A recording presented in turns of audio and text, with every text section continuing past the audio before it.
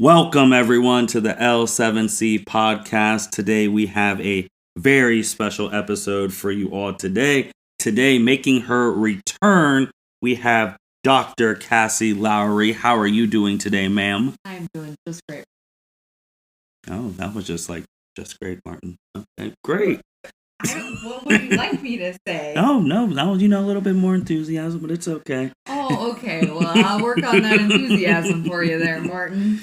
But it is great to have you back. You had your very first episode on the L7C podcast, March 16th, 2021, of CrossFit and feminism. And a lot of people liked that episode. So we are happy to finally have you back. Well, I'm happy to be back. And this episode was actually inspired by you, since this month is Mental Health Awareness Month. And you said that we should have a mental health awareness podcast. And you were so gracious enough to volunteer to talk about mental health. Yeah, and I think that mental health is something that we're getting a lot better about discussing, but it still has to be strong stigma. It's hard for people to always be totally open about it. So I think to definitely continue talking about. So first, Kassie, what is mental health? So I think people think about mental health in terms of diagnoses or just in terms of when your mental health isn't great. But mental health is really just your psychological functioning. So how you navigate the day from the brain standpoint, which can actually affect a lot of your physical manifestation of how stress and things like that carry out. So I mean, mental health's your emotional and your mental states, rather than just this idea that in order to have mental health, you have to have something wrong with your mental health. So then why is mental health important? Why is this month so important with mental health?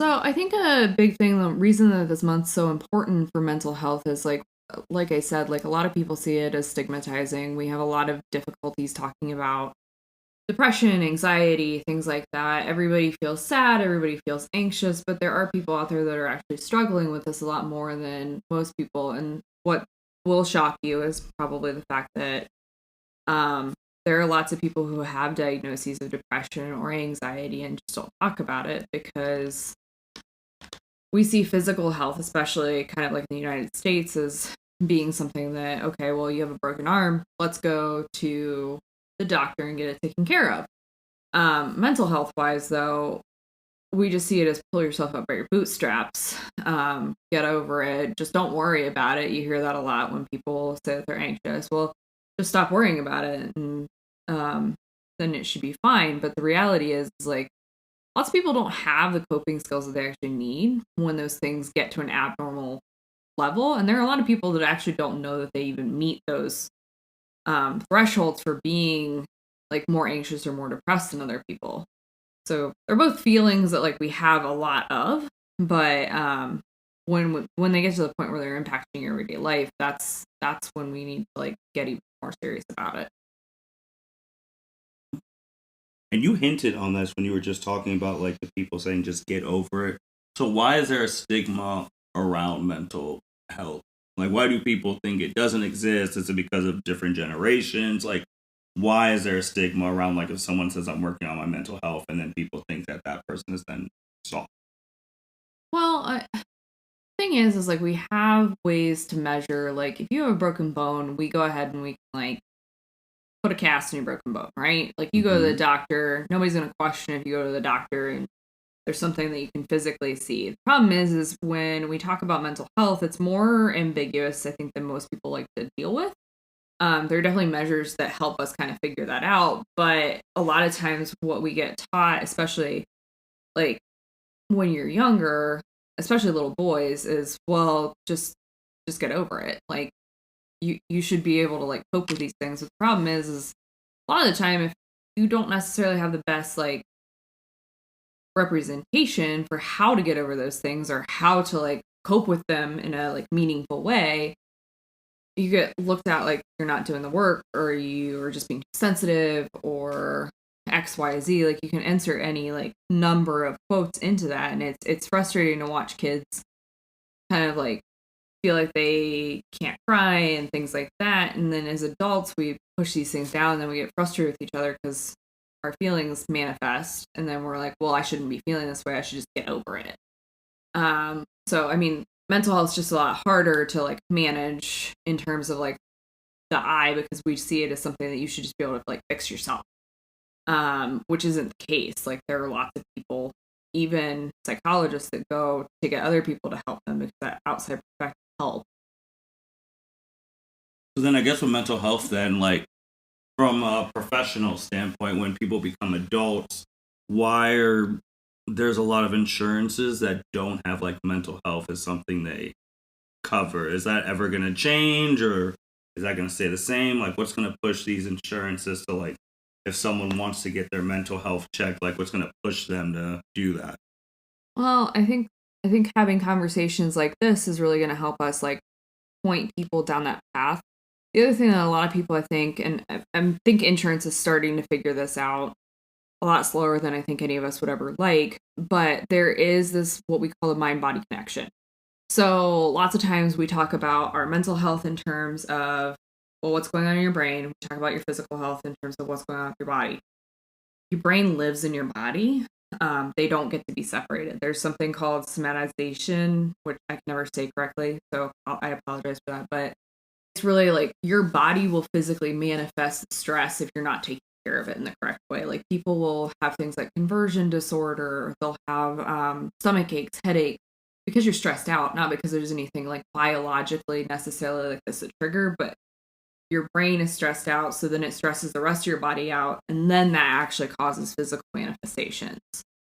And I think as we start to realize, like, going down this path of prevention medicine rather than reactive medicine, which is where we're kind of more at right now, and we're slowly moving towards that idea of, well, if we just fix the problem before it happens, we spend a lot less in insurance, whereas the way that our system's set up right now is, well, we're not going to worry so much about your mental health until it's causing a physical problem. But the reality is if we take care of the mental health problem, it's going to cost a lot less than having to send you through a bunch of MRIs and things like that are also just impacting your body. And that's not to say that, like, lots of people will hear that and think, oh, well, it's just all in my head. And that's not really what that means. It means literally that your body has chemicals in it, especially your brain, such as like cortisol, that will actually like physically change the way that your body is reacting to different things. So it's not something you can control. Like it's something that we can give you the right coping skills. It's like counseling is like medicine. Medicine will take you to a certain point, but it's actually shown to rewire the brain if you go through therapy and you go through intervention-based treatment or research-based treatment.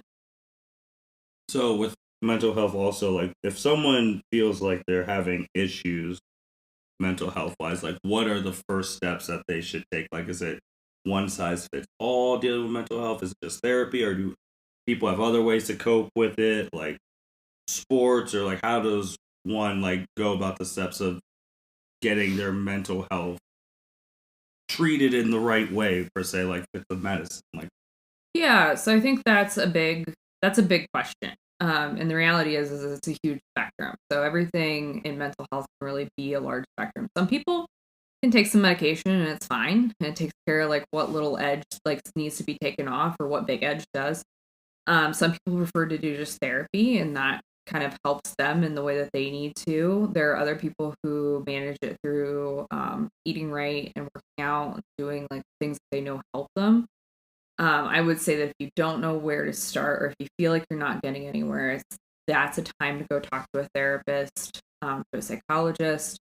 And it might be that you can just start counseling. It might be that we go into a full evaluation and figure out really what's going on. Because that's the other thing is mental health can look like a lot of different things. Lots of people will come in and think that they have like ADHD, which is a pretty like common term for most people. There's about 10% of like the population in general is diagnosed with ADHD. But the thing is if you're depressed or you're anxious, first thing that goes is your attention. So that tends to be one of those things that getting a full evaluation and being able to understand kind of like really what's going on, rather than just kind of like saying, oh, I'm having a hard time paying attention, here's some ADHD medication. We want to be mindful of that and make sure that we've actually got the root cause correct, because they can look the same in terms of symptoms, but you don't want to put somebody who's anxious on ADHD medication because it's basically just going to make the anxiety worse. And our goal as like professionals is to make sure that we're getting you placed on the correct path, so we can get you to the best results, to be the best you that you can be as fast as we can. So I mean, in all honesty, like any time that you're exercising, we recommend a lot of times that you should exercise to the point where you're getting like at least 30 minutes of a sweat in a day, because it releases endorphins that help with the body and the mind. Sleep is also a huge one. So making sure that you get enough sleep for your body. Everybody's different. There are some people who need just 8 hours, or some people who need like 9 hours. And that just kind of varies, and it can change, especially as kids turn into teenagers and then into adults. Kassie, is there any other important things that people should know about mental health? Like, are there resources where they could look up online, or any other like lasting, like important things that you think people should know about like mental health? Yeah, I mean, in all honesty, I think that there's a lot of good resources online. I wouldn't necessarily pinpoint like one over another. If you're going to look into things like that, though, I would recommend making sure that you're looking at like a .org or a .edu or a medical site that you know is backed by like a hospital or something like that. Somebody where you know who is giving the information has the credibility to do it. I also think that one of the biggest things that we can do for everybody's mental health is having conversations about mental health and not making it awkward. I think it's really hard for a lot of us in life to just be able to say like, hey, like, this is something I'm going through, and be careful about like how you validate that person. Like, people just need to know like they're not alone. And that's kind of the biggest part of mental health, is we've all kind of siloed ourselves in this way that we deal with it on our own because it's our own personal issue and it's nobody else's. We don't want to burden anybody else. And that's really not the best way to do it. And it might not be that you talk to your friends about it, but if you need somebody and you don't feel like you have that person to talk to, talking to people that are professionally trained like therapists is always a good first step. And I think that as you get to that point where you work through some of those things, a therapist can really bring out like blind spots and things to help you feel more comfortable with, well, why did this develop? How do I deal with it? What do I do in order to like help myself feel better? Because they're an outside perspective and they're trained to do this. Like that's what they chose to do. And I think it's also really important to be open and honest with your therapist, because a lot of us, I think, still go into a therapist's office and think, I don't want my therapist to judge me. Guarantee you your therapist has heard something worse way before they met you. It'll be okay, and they're just going to be there to kind of guide you through it. Well said. Kassie, any shout outs, anything that you want to say before we close off this podcast for today? I just really appreciate the fact that we're talking about mental health more. And I think that's something, again, like I think just talk about it. Check on your friends. People are often really good at hiding when they're sad or when they're depressed or anxious. And I think it's really important for us to like make those extra efforts to check in on the people that we love.